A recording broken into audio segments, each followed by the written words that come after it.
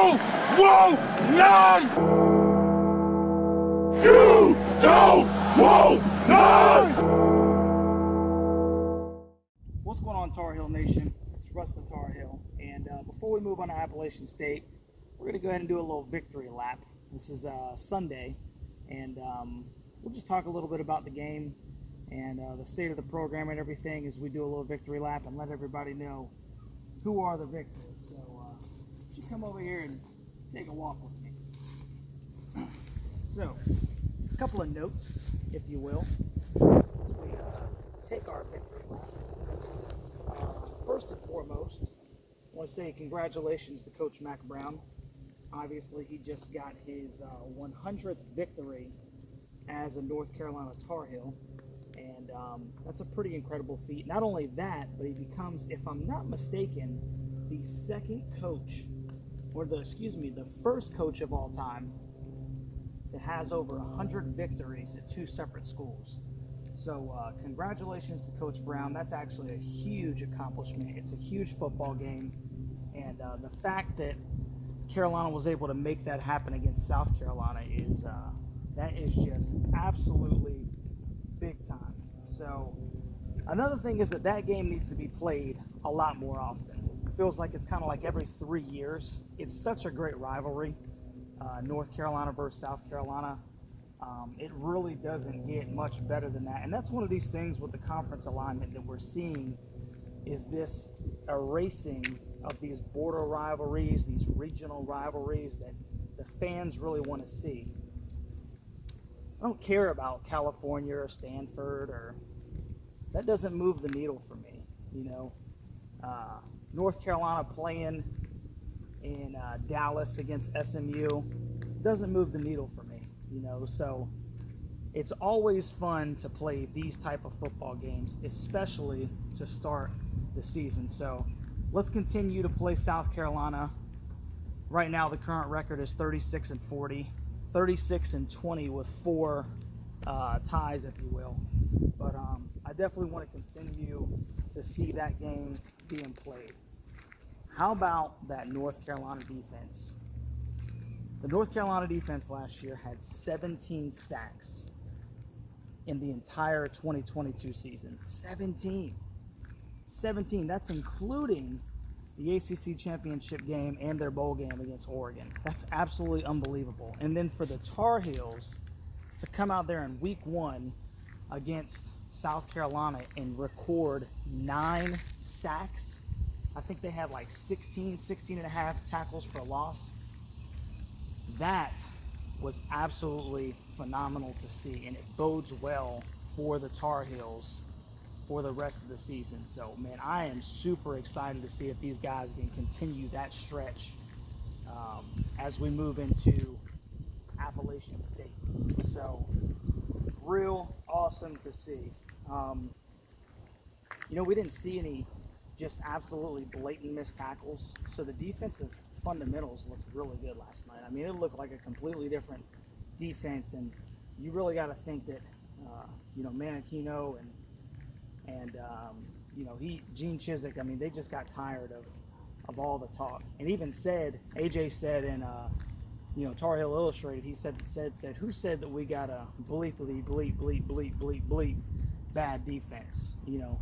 So those guys are tired of all this soft talk and everything, and they showed it on Saturday. And like I said, I really am anxious to see if they can carry that over into App State. Obviously, App State's going to come to play. It's not the same App State team as it was last year, but just a lot of fun, and definitely can't wait to see if this defense can continue to grow.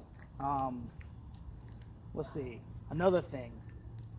Love to see the Heels running the football. You know, they controlled the line of scrimmage on both sides of the ball, and I mean, that's just awesome to see. British Brooks goes for over 100 yards.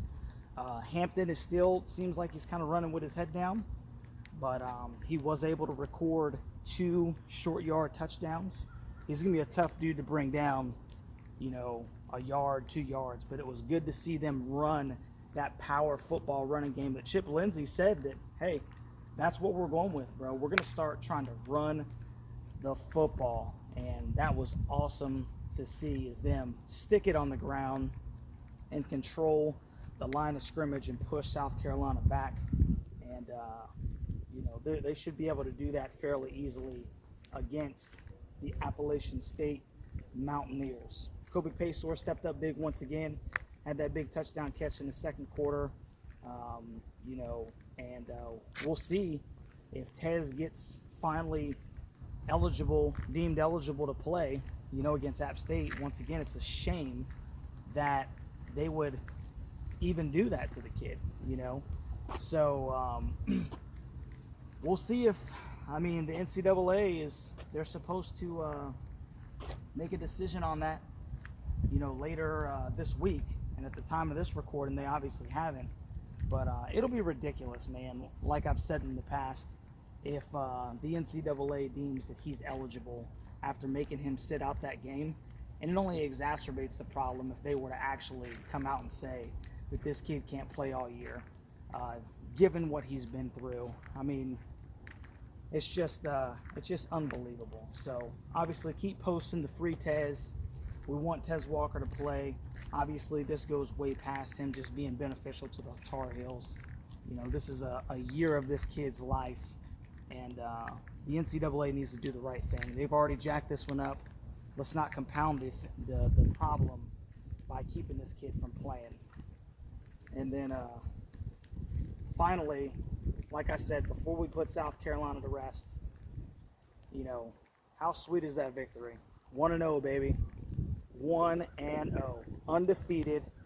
And we made them turn right back around and head back to the house, and they got their butts kicked. And you know what? We should have won that game way more than that. So we got a lot to be excited about, Tar Heel Nation. A whole bunch to be excited about. And that's why I'm hoping, as I predicted earlier a couple months ago, that the Tar Heels, I got them going 11-1. And, I know it's only one football game, but if the defense can continue to play with that kind of effort, and that was one of the big things I saw, was a lot of effort.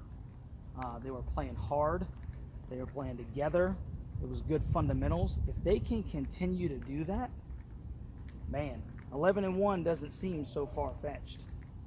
ACC championship game doesn't seem so far-fetched. So, all they got to do is keep their nose to the grind mill, whatever that thing is called, and keep thinking, making it happen, bro. Because they looked good, man. They looked good. And there was a couple of times where I was waiting for the old North Carolina to rear its ugly head, give up the lead. And good night. They've had so many times during that football game when they could have just put their foot on the gas. The offense, for whatever reason, they weren't able to do it.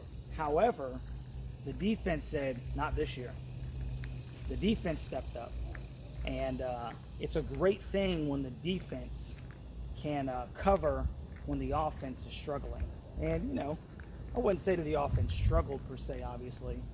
But to have the defense step up in so many different points, step up after the interceptions, step up after the onside kick in the beginning of the second half. There were so many opportunities for that team to revert back to, the stability, the mental stability that we've seen in the past, and they didn't. They manned up, bro, and they pressed on, and a lot of it started with that defense. So that was extremely encouraging to see. So, all they got to do is just keep playing hard, man.